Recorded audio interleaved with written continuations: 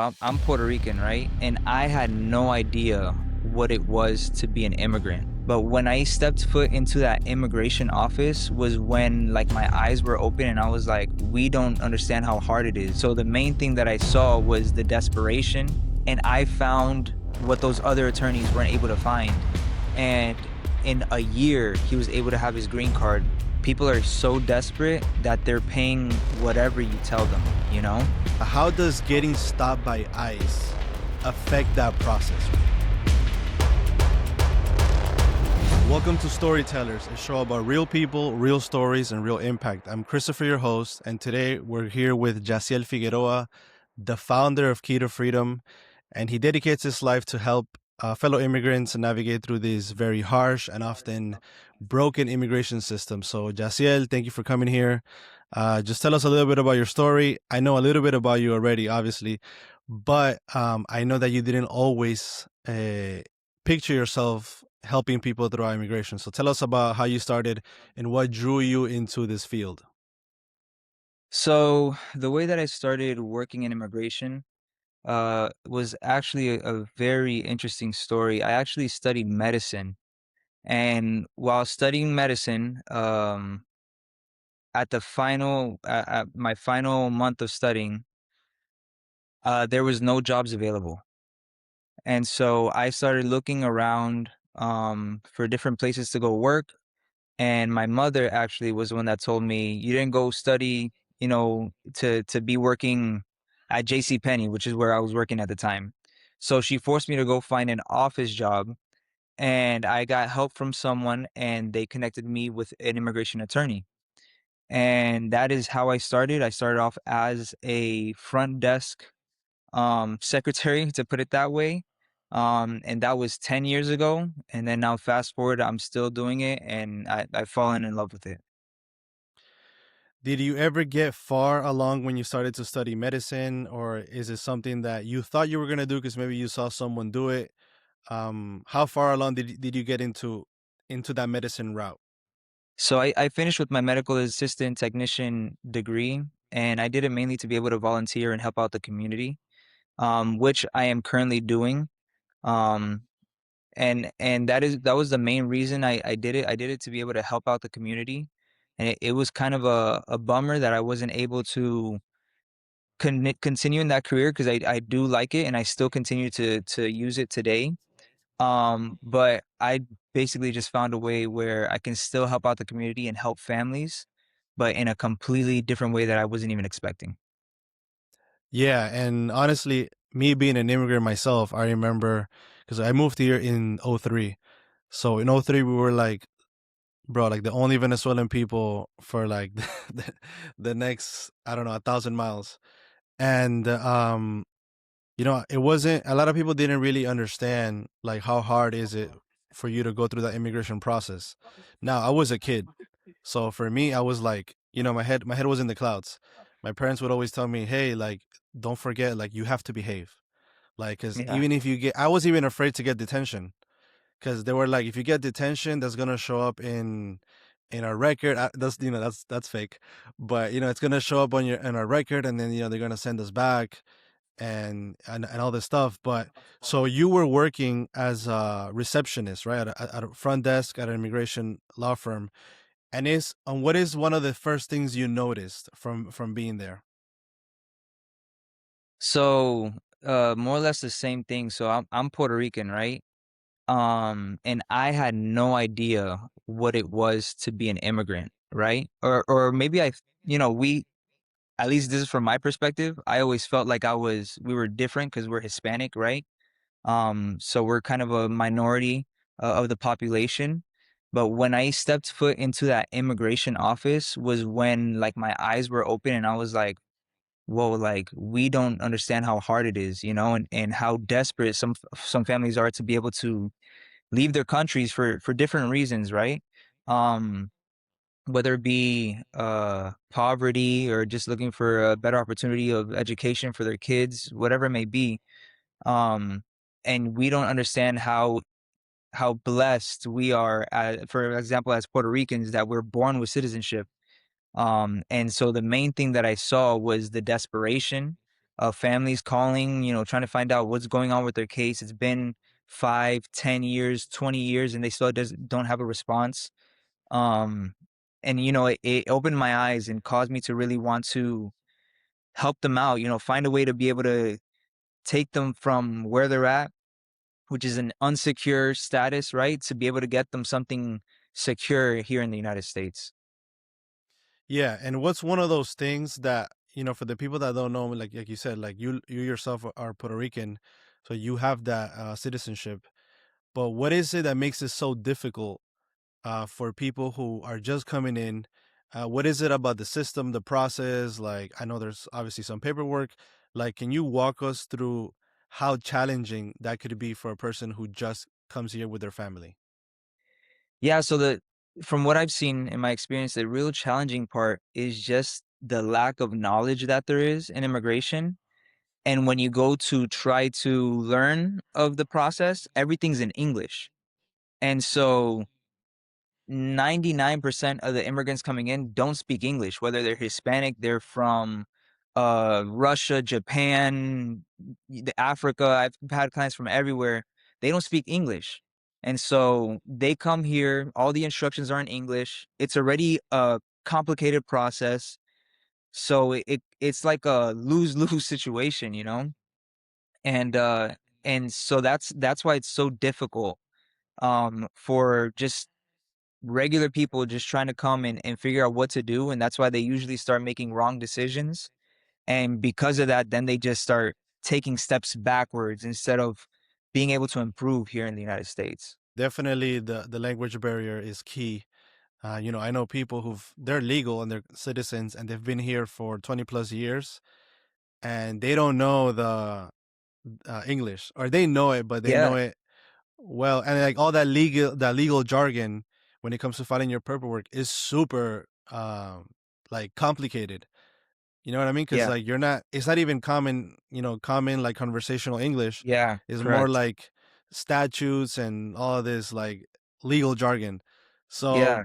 what was the case that you kind of saw? Maybe that you weren't dealing with this case, but the case that made you convert and say, "Hey, I'm going down this path of maybe medicine and helping people, but like this immigration stuff, I really identify myself with these people, even though I'm Puerto Rican and I have a citizenship."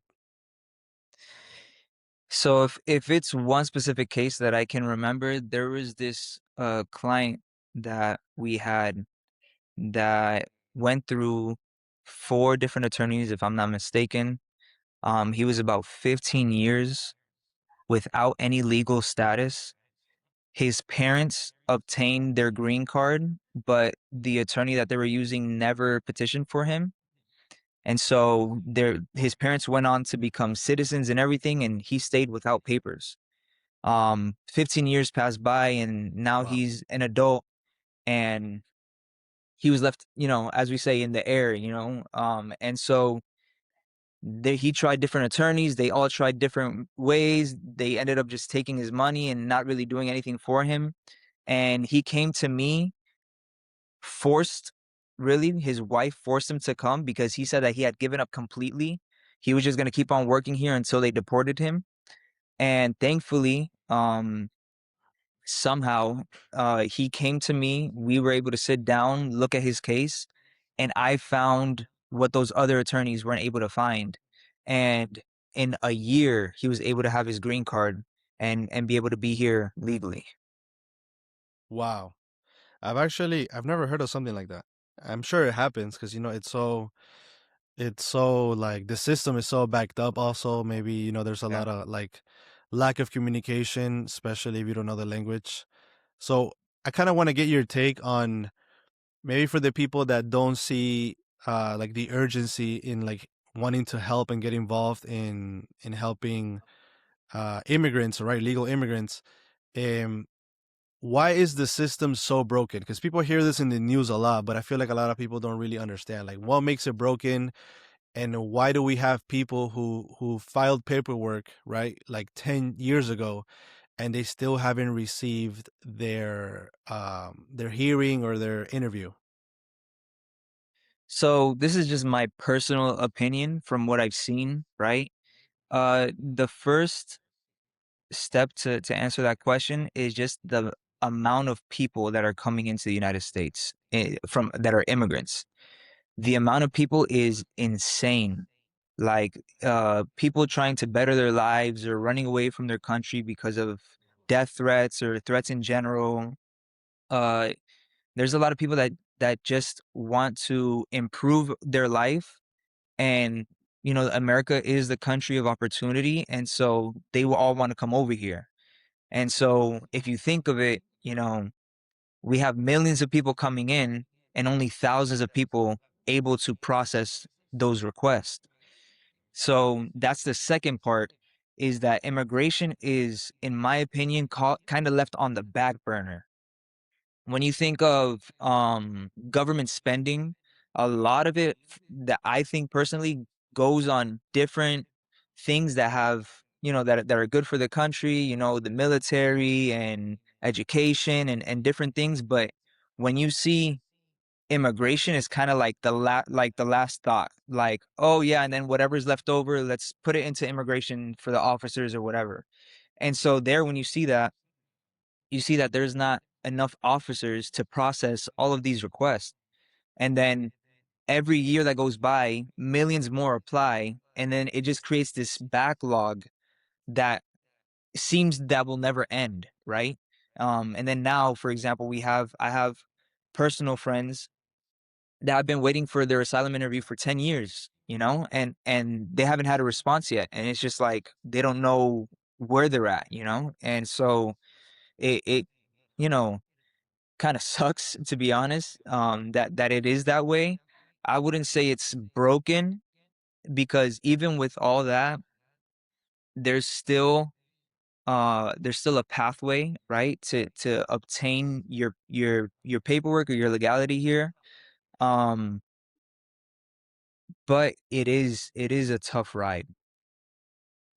Yeah, I mean, 10 years to be here without getting an answer is tough because in 10 years, you get married, you have kids, you buy property, Hmm. and to have that all be put at stake because of the system being so, bogged down because basically too much demand, right? This is the best country in the world, hands down.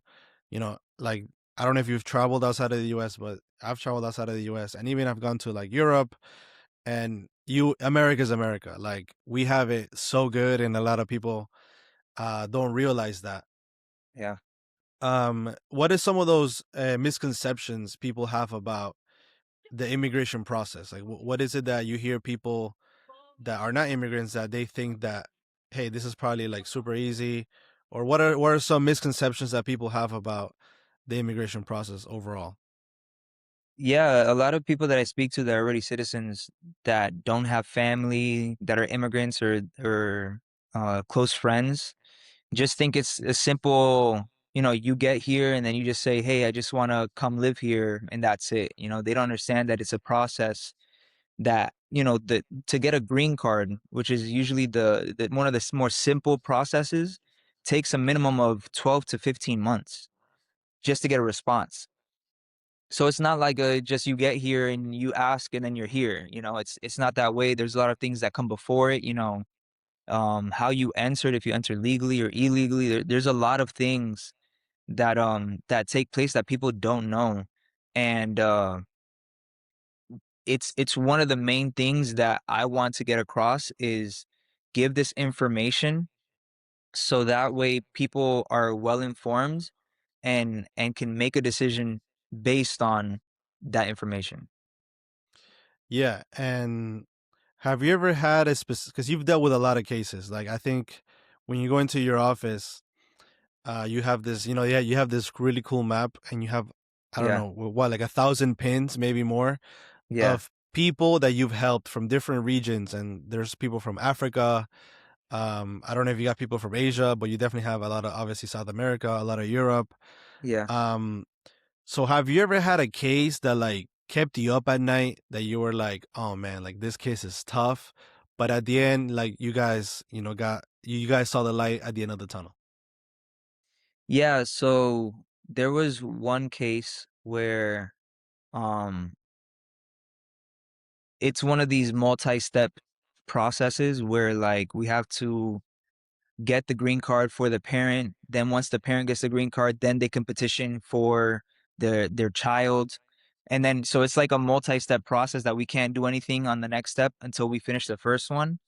And those cases are the ones where, you know, you because you're checking the time, you're trying to make sure that the child doesn't become an adult because once they become an adult, then they don't apply. So you're trying to make sure the math is right.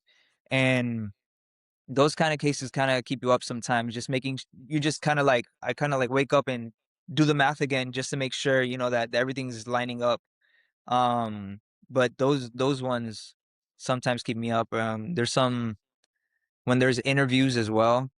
You Yeah. know, just making sure that everybody's prepared, that everybody's ready for the interview. Those as well keep me thinking. Yeah, because the interview process is, for the people that don't know, a lot of times they interview you separately. So if you're a family, they interview you separately to see if your story matches up, right? I mean, that's Correct. you wanna be legit about the process, but a lot of times, like, it's very intimidating. You're very nervous. So maybe Mhm. you don't speak the language. You're talking to someone who only wants you to speak in English. And if you've been there for 10 plus years, the information is not fresh. Yeah. So, it's very nerve-wracking. And I remember, like, I think it took us like 10 years for us to be citizens. And luckily I didn't have to take the exam because I was Yeah. 17. But I would have passed that exam because I was a senior, and I just took government class. So I knew like the three branches of government. Like I knew Yeah. all those like patriotic, constitutional questions. But um, what is? Tell me a little bit more about your own foundation, Key to Freedom. So how was this foundation born? Um, what? Tell us a little bit about your mission. So Key to Freedom was founded because of the fact that I wanted to help out the community, as I stated in the beginning. We are a nonprofit organization that is going to provide the highest quality of care in these immigration processes at the lowest affordable pricing available. So our goal is to be able to help out as much immigrants as possible without breaking their backs, you know, price wise. So especially now with the chaos that's going on in this administration, people are so desperate that they're paying whatever you tell them, you know? And because of that, unfortunately, some people are taking advantage and they're charging them a, a large amount of money. Yeah, there's a lot of fraud in immigration. I've known some family members who they've paid a lot of money to people in the past, and they're supposedly gonna file this form. They're gonna send it to UC, and then the guy or woman, sometimes they just disappear. Hmm. You paid them $1,300, and they just disappeared. So I definitely understand that for sure. I really love your mission. I think it's very cool. Is there something that, like, maybe something more spiritual? Because I know you keep saying that you want to serve the community, but is there like a higher calling that you felt that you had to helping immigrants? I do believe in God, and so I don't believe in coincidences. Because of that, I believe that I was called specifically for this purpose, um, to be able to help out immigrants. Because in my personal belief, God made us all in His image, and so I don't think that someone should relieve less care because of how much money they can pay or because of the barrier that they have, the language barrier, or I don't believe that. I believe that everybody should receive a fair uh Fair I shake. believe I'm sorry? like a fair shake, like a fair treatment, a fair Yeah. chance. Yeah, Yeah, I believe that everybody should receive a fair treatment, no matter their skin color, their economic status, or yeah, or where they come from. yeah, definitely. And I'm sure it's a process where any little mistake, as even with the paperwork, it can like postpone that eventual answer, whether if you become a citizen or a resident. Have you ever had to, obviously you've done this many times because you've had a lot of success, but when you tell someone that they can stay, right? Hey, you got your card, like here you go. What is that reaction like? Like, what is that feeling? What does that feeling mean to you? That's one of the best feelings that in my personal opinion a person can feel, right? When they're able to tell a person, and usually it's not just one person, it's a whole family. Like, you guys are able to be here, and now you're able to grow as a family. You're able to uh, push forward economically, educational wise. The amount of joy that they have is unexplainable, and it's a very rewarding feeling. Um, I really can't even put into words. Um, but it's one of the main reasons why I keep going back to the office and doing it all over again. Yeah. As crazy as life can get and as chaotic as immigration is right now, just to be able to receive one more approval for somebody is the reason why I keep doing it. Yeah, I think that's, I mean, helping people, helping our neighbors. Many times there are our neighbors, literally. They go to church with us, and to help them, to help their family, um, I think it means a lot. These people oftentimes they come with very little budget, and the quicker they can file for that paperwork and they do it correctly, the quicker they can start working here, pay taxes, do everything the right way. So I want to really implore people to, definitely find your website, which we're gonna put down in the description below, so that way they can donate and maybe even help out. But obviously, I want to mention something that's kind of in the news a lot, which is the whole, situation with ICE.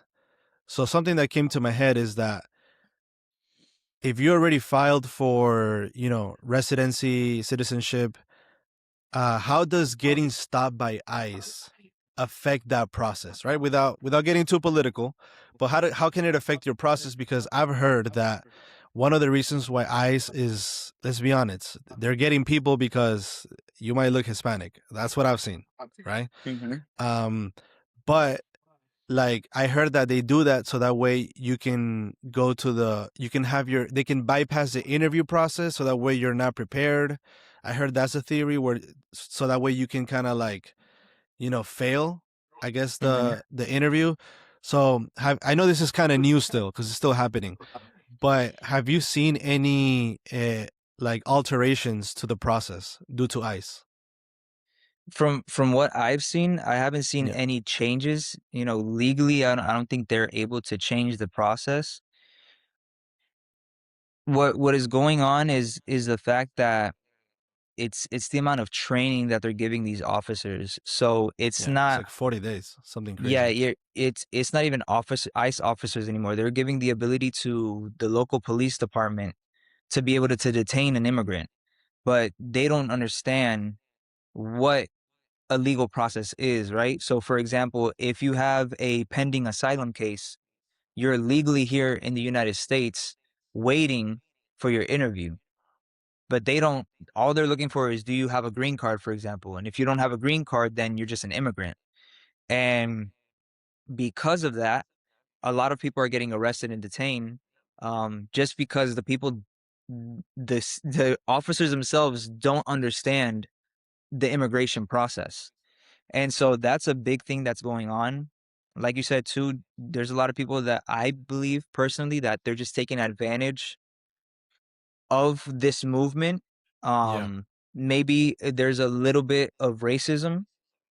I hate to say racism. yeah, But there's some people that just because you're speaking Spanish, they just want to grab you. And there was a family of Puerto Ricans that was taken, and it's, Oh, okay. we're citizens at from birth, Yeah. so that was a great lawsuit for them.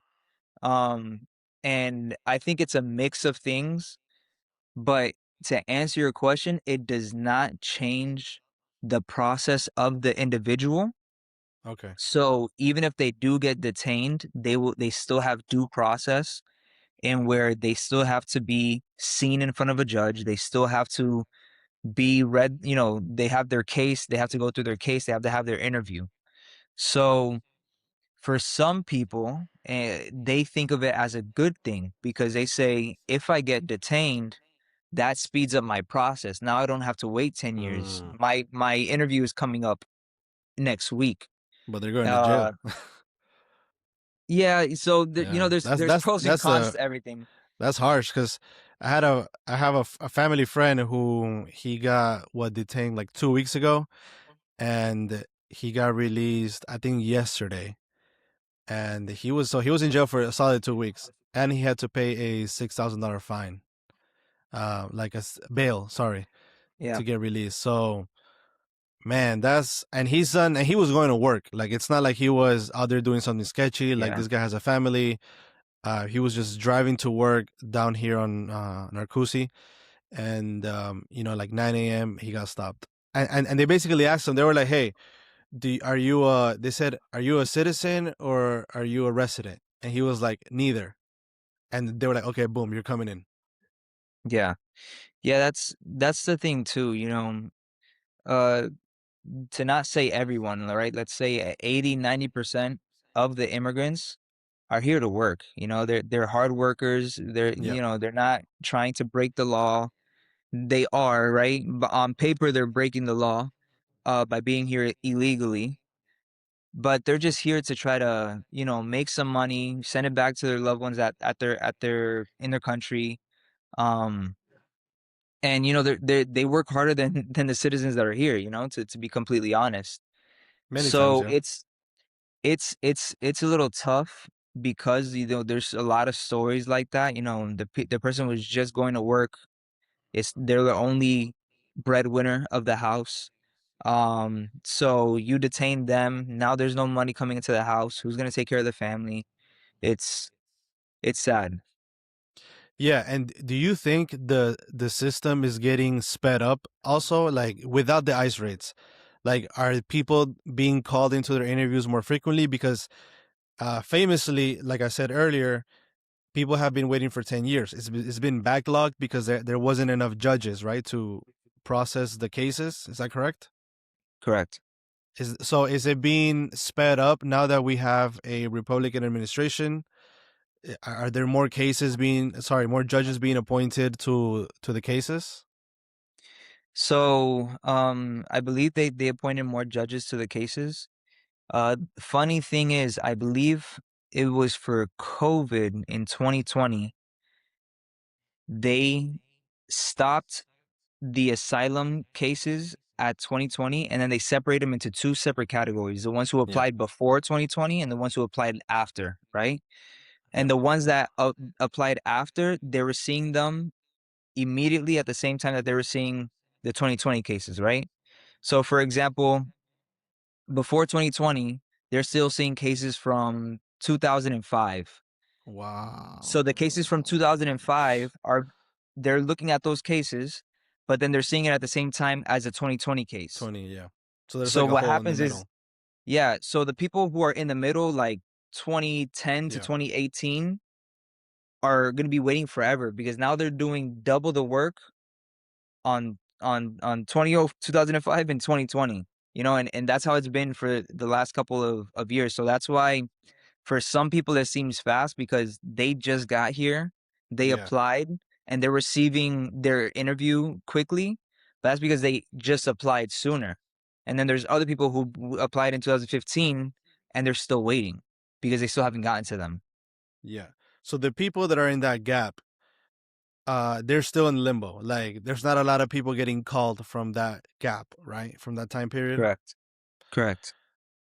Dude, that's wild. Yeah. Like, And like, I mean, to be fair, I think if it's a person who has house, obviously, kids, clean record, I think they should just at this point, and they have businesses a lot of the times, and they create jobs. So these people have to, my opinion, they gotta be like, yo, you know what, citizen right away. Yeah, it's tough because as everything, there's two sides, right, to every coin. Yeah, And so you want to make sure that you have a process where you give everybody a fair chance and a fair fight to be able yeah, to receive it. But at the same time, you don't want to make it so easy where anybody can come in, right? of That's how course, it yeah, was before 2001, and we know what happened on September 11th. Um, and not to use that as an excuse, um, but after 2001, after September 11th, 2001 was when it got, real serious. They started getting really strict with all the rules, yeah. and from then on, it was like, we're not just letting anybody come in, you know? And so that's one of the main reasons why it's the way it is right now. Yeah, and do you see it getting better? Like, is there something that the current administration has said that gives you hope that the process is going to improve? I personally believe I don't think that there's maybe one or two things that could improve, right? If we're basing it on my personal opinion, Yep. but honestly, I think that if they need to improve in anything, it's just the wait time. Because if we can speed up these processes, I believe that people will be more willing to apply and try to receive some kind of legal status. That's my personal opinion. Yeah, it's too long. It's too long. And then they get into this tricky situation where they gotta, deport someone who's made a whole career here. Yeah, So it's tough.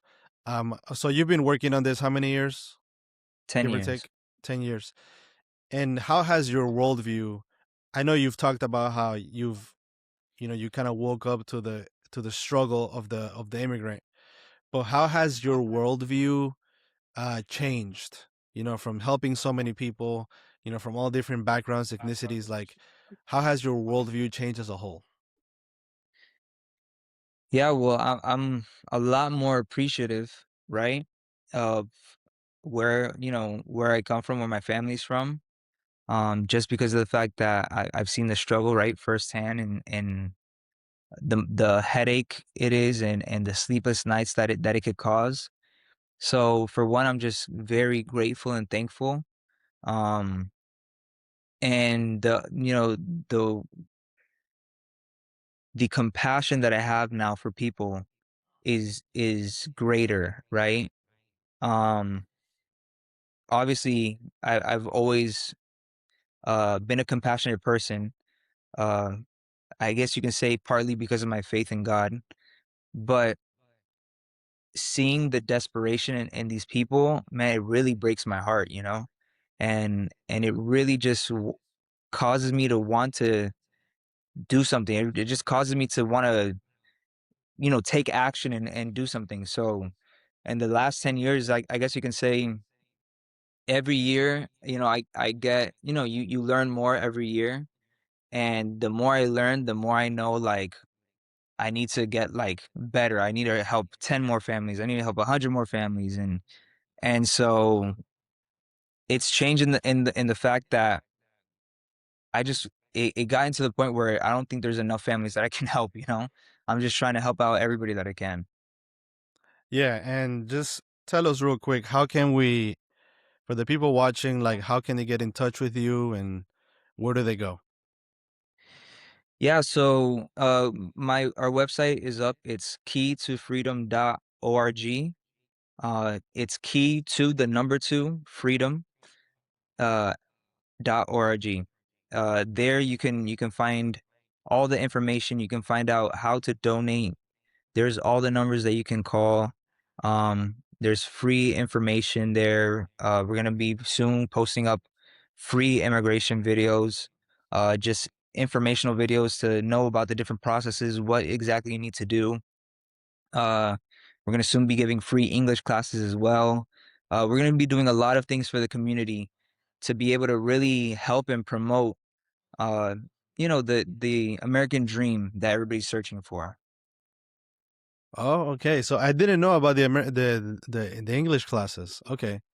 That's pretty Yeah. good. Yeah, because they need that. I think one of the things that people probably don't think about is how hard is it to assimilate into a new country, because cultures are different and a lot of Yeah. people want to maybe, kind of talk bad about immigrants, saying how, they don't like to assimilate Hmm. and all this stuff, which I understand because I think you should assimilate. Like if you move into your country, if you move into this country, you got to kind of renounce your culture, my opinion, because your culture failed you, right? So the logical thing is to, okay, I'm here, this country took me in, it's been good to me, I got to learn how to live in the American way without like completely forgetting your background, of course. Yeah. But so you're doing English. So you guys are going to be doing English classes, which is super important because Yeah. that's the number one way to be assimilated. Um, is there any other thing that you guys are offering, or is it for now? Is it just that? No, I mean, we're trying our best. We're to do as much as possible in immigration, in the wide scope of immigration. English classes is one of the more important things that I saw. As soon as a person gets here, the first thing they need is a job. To get a job, you need to be able to speak English. And anything, to be able to move around, speak to people. If you want to take the bus, you don't know where you're going, to be able to speak to the bus driver, you need to speak English. Whatever it is. Thankfully now we have a lot of tools that we can use, translating, Google Translate, different stuff. But if we can break that barrier, I think it'll help them out a lot. So that's why I want to be very focused on the English classes as one of the first things I implement. And besides that, obviously everything that has to do with the form preparation, right? So helping out filing all the forms. As of right now, we're filing almost every single kind of immigration process. So citizenship, green card, asylums, visas, whatever it is that the immigrant needs, we're here ready to help them. Yeah, and with that being said, like you probably know a lot of people in the community. Therefore, you can maybe point them to like a job or something, just to help them out. Not that not that you're promising, gonna give them a job right away, obviously. But I mean, the locals obviously like they have someone with you that is has been part of the community for probably 20 years, right? You've been here. How long have you been in Orlando? 31 years. 31 years. Okay, so Yeah, practically your whole life. my whole life. Yeah. So, it's a plus. You're not just like some random person that decided to, want to help people with immigration. You actually know the landscape, um, and which is good. So, I want to kind of I want to close this podcast um with your faith. So, obviously, you and I, we go to the same church. Your family is the founder of our church, which is pretty cool. So I definitely look up to you guys a lot when it comes to spiritual terms. But what is it about Jesus, right? The Christian God. What is it about Jesus that specifically helps you in this mission? So, uh, the way that I feel like Jesus shows us how to be with our neighbors is one of the biggest takeaways that you can take, um, from the Christian faith. He says that the greatest commandments, right, is to honor the Lord your God with all your heart, soul, and mind, and then love thy neighbor as yourself. You know, Yep. and so like imagine it's the tier list is God, your neighbor, And right? And then yourself. yeah. So, when we talk about anything having to do with the community, right? Or people in general, uh God calls us to love them, right? As if they were our own flesh and blood. So, I take that to heart and I try my best to be able to help out anybody and everybody that comes my way. Um, as you said, you know my family. My family has actually been serving the community uh for since 1991. So that's about 35 years. Um, and they have a drug and rehabilitation center, and they've been helping out the community all this time in the same way. We the compassion that I was brought up in and the love to have for another person, regardless of their situation that they're in, regardless of, in this case, their addictions. There's a lot of people that we've helped out that have been homeless, and we've taken them into our house. Um, we don't see the person for the outward appearance. We see them for the likeness and image of God that they are on the inside. And so because of that, we treat them as such. So that's the biggest takeaway that I take away whenever I try to be like Jesus. I try to love just like him. Amen, brother. That was great. I think I don't even want to add anything to that. I think that was a beautiful ending.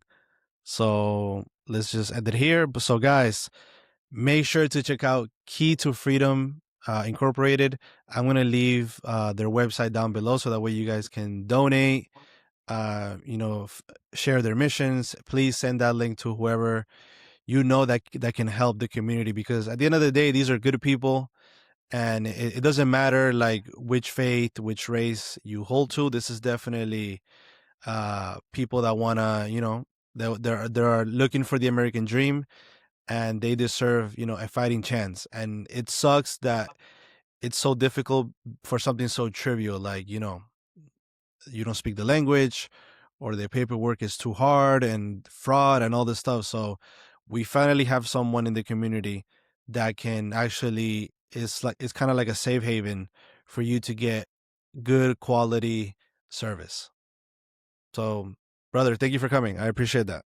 No, thank you for having me, Chris. All right, brother. See you soon. God bless. Take care. God bless.